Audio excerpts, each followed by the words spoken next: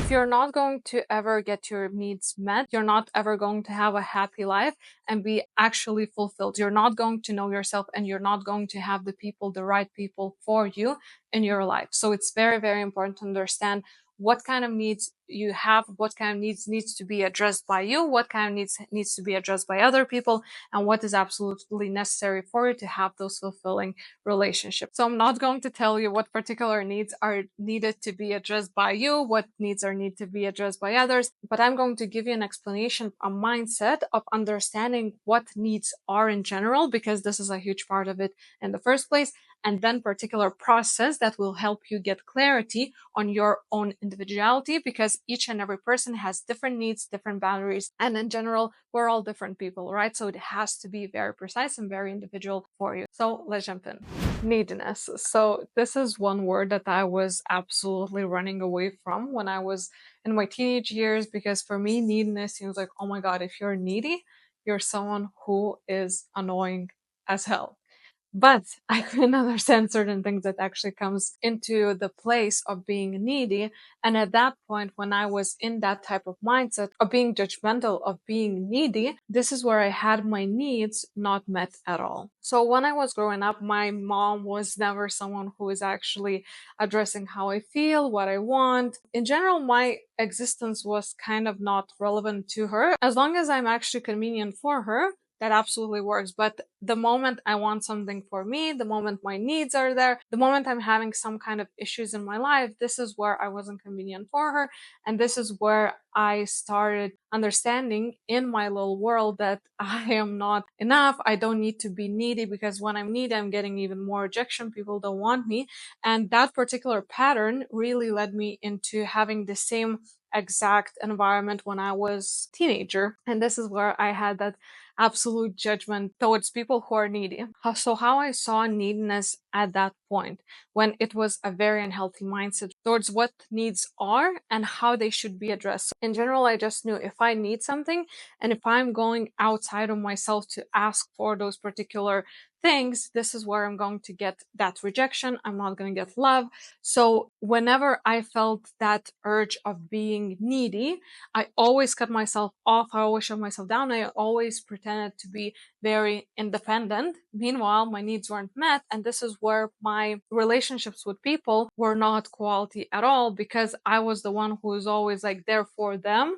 I'm always the one who is independent. But when I need them, this is where I couldn't ever ask. And I always was in a place of essentially, I don't need anyone. I'm easygoing. I'm good. And I'm just basically a good time with no problems at all. So on the surface level, it seems like great, unproblematic girl, blah, blah. But thing is that it's very convenient, and this is no boundaries at all. So at certain point when I understood that, okay, like everything seems uncomfortable for me, everywhere I feel unsupported, and I was going through a lot of things until it actually came into my mind that certain things are just not working out for me. And about 3 years ago, this is where I started going into shadow work rather than trying to understand more of psychology. How do I need to like just put my boundaries? Because even when it came down to boundaries, since I literally had no understanding of self, I was even literally like Googling things. What is right having as a boundary? Because I felt like I have so many boundaries and I cannot enforce any of those, because this is where I'm going to be inconvenient. This is where I'm going to be needed. This is where I'm going to be pushed away. So I'm like, this is not okay, what my needs are, what my boundaries are, and I'm just going to look outside myself for that validation, because I never had my reality actually validated by someone. So yet again, it comes down to no sense of self. This is why I needed that, you can say, approval for someone to allow me to actually have my own boundaries the way that I do have. So about 3 years ago, when I started doing shadow work, this is where I understood that holy shit, the whole time why I never was feeling safe, I was never feeling good around anyone, like completely. Of course, I had like some people, a few friends that I actually felt good with. And I thought that this is normal to barely even meet people who I feel 100% to me and everything is good. But also I wasn't 100% even with myself. So I still was convenient. It just was that they weren't needy towards me as well, and they weren't harsh toward me. They were actually someone who was understanding, but still I was missing a big piece, a big part of myself. So when I started doing shadow work, this is where I started unraveling and just start listening what is me, like what I like, what I dislike, what is okay for me, what is not okay for me, and seeing where are those okays, not okay standards, like everything, where does it come from? Just started questioning and questioning and questioning it, just to see where it actually comes from, where it actually needs, and where it comes down to that being of annoying needy, which no one likes, because you do need to have that certain part of taking responsibility of self and so on. Like that's completely fine. Like no one wants a needy person. No one wants, like, at the end of the day, like trusting universe and having that alignment and everything, it comes with that in a way independence. So you still cannot be like too much independent or too much dependent. It has to be more in the middle. So everything comes with balance. So the same thing here, that you can swing to one side of being very needy to another side of being extremely independent. You need people around you, and it's okay to have needs. Everyone has needs, and you need to understand that this is normal. Without you having needs, you don't even understand what inside of you, like what your inner self actually needs from other people. You can't actually even build trusting connections and trusting relationships without having those needs, and those needs addressed by other people. Otherwise, you will never know who actually cares about you, who actually is there for you. You only have a surface level type of relationship, which brings you in a big picture nothing. It's just convenience. Of course, you always have like some sort of safety, some kind of needs still met, but it's not 100%. And those are not relationships that are meant for you. So when I started actually going through those needs, where I saw myself needy, where I can, where should, I allowed myself to be in need of certain things. So this is just when I split up with my ex-boyfriend. And this is where I start understanding that, okay, there was a lot of parts that weren't actually like me in that relationship. So I'm like, okay, there are certain things that has to be an absolute must for me, like basically a list that I'm like, okay, these are non-negotiables. And some of those parts, of course, was something that I need, because standard is something that I need from that person. If that is not met in that relationship, in that connection with that person, I'm just not going to be going along with that.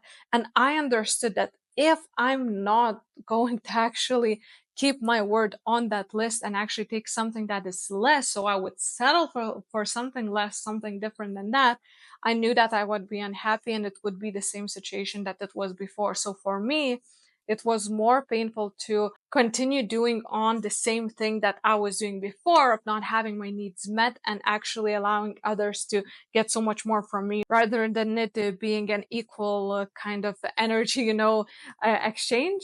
So when I realized that, okay, it's either this, either my standards are being met, either I don't need anything, this was an extreme changing point in my life, when I understood that, okay, like everything that I want, it doesn't matter if someone is saying your standards are too high, you think you deserve this, you think you can do this or that, no one has it that way. It doesn't matter, because you always feel what is right for you. And these standards, they come from within you. They don't just come from, I don't know, someone gave you a list and you just went along with it, because then you would feel perfect and everything would sit with you right. But there's a reason why certain things doesn't sit with you right, because certain things, when you came into this life, you know that you're going to have a particular experience that you came for here in the first place. So if you're not aligning with what you have, those standards inside, then you cannot find the right things for you and experience the things that you came here in earth to experience as part of universe, right? Because all of us are part of that. So when you have those standards, you actually have clarity of what you're here to experience, what you want, and you're not accepting anything less than. It's easier said than done, for sure, and it definitely takes time. But if you actually sit down and you understand that you are actually worth of getting those needs met, no matter what they are, right?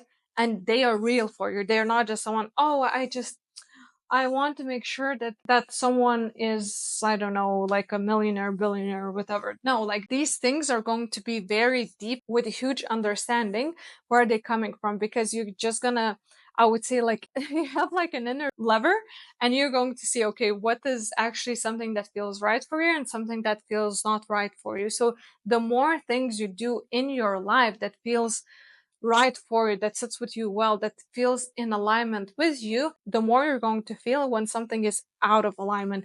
And this is what is going to allow you to understand what your standards, what your needs really are, what is negotiable and what is non-negotiable. So to get more clarity about your boundaries, about what are your standards, what are your needs, and making sure that if you're getting those met, you're not going to continue or see that particular relationship as valuable because there is a missing piece for you.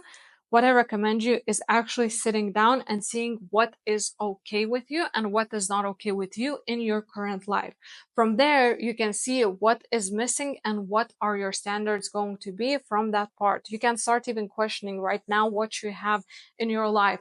Why do I allow people to treat me like this? Because this is not how I want to be treated. So, for example, I want to be understood by people who are close to me, right? And you then understand that okay, actually, no one is there for me. So, for me, it was a huge realization for a lot of times when people are someone who is like from my past, like been a while in my life, then when I realized that they are not there to support me, even if I was there to support them, it was never the other way around. But some of the relationships actually seemed that they were just very judgmental, doesn't matter what I'm going through.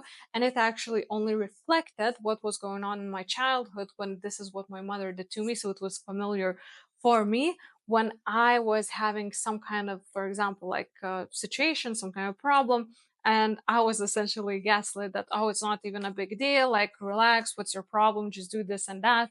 So I'm not actually supported in those particular situations. And when I understood that when it comes down to relationships, to your need met, but essentially when it comes down to relationships, if there is no care about other person feelings, how that other person feels towards me, I'm feeling towards them, it cannot be a relationship. If you do not care how that person feels about something that they're going through, and you cannot basically take that person and how they're feeling as your own problem, like, okay, let's deal with this together, you take them in as your own, problems, as your own issues. I'm not saying that you need to go there and solve everything for them. No, because this is where you're taking the opportunity for them to learn from their particular situations. But I'm saying that being there for them, right? Being on their side, listening to them, hearing them out, essentially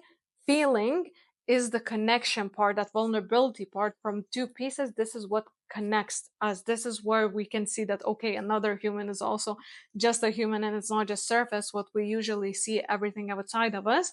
That's like, oh, everything is perfect. So if your relationships are just like that, that you can only see the surface of a person and you have no idea what they are going through, how they see the world, most probably there is none of that connection where you actually take them to your heart as well, and they're taking you into their heart as well. So I don't care how cheesy it might sound, because at the end of the day, everything in life comes with a feeling. So for me right now is an absolute standard. If I am not feeling good in a relationship, if I'm not feeling good in certain places, if I'm not feeling good doing particular things, I just know that they are not for me. But before that, I even making sure to question certain things, why it might not be for me, like where it actually comes from. Because some particular parts where you don't feel absolutely great, it can be that you actually just getting triggered from something from the past. You're learning some kind of a lesson in life.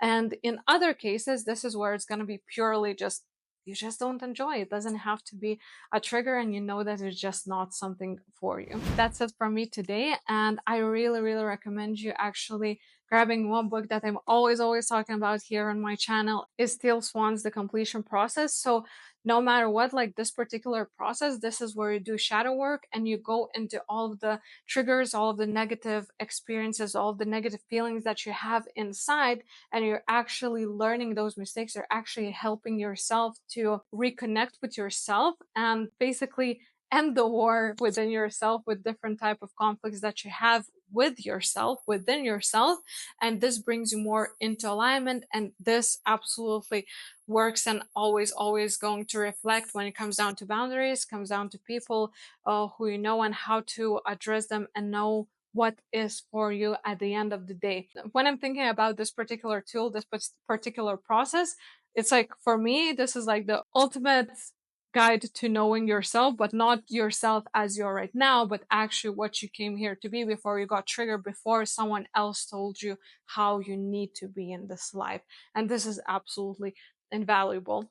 Even though this process is not easy one, and in general what I'm talking about, even about questioning your needs, or how you understand when you're like not actually even needy in life, but actually when you weren't addressed with those needs, and just seeing those particular patterns in your life, questioning stuff, questioning in general is helping so much in each and everyday life. If you are someone who is just like used to actually gathering other people's information and taking it as your own opinion, this is where questioning is going to start doing magic. But in general, for me, not even one day anymore I spend without questioning or without doing Teal Swan's the completion process, at least in a very short form, because it's something that actually going to bring you to the things, to the people, to knowledge and clarity, what you want, where you need to go, how you need to move forward from where you are right now. If you need any help with this particular process from Teal Swan, the completion process,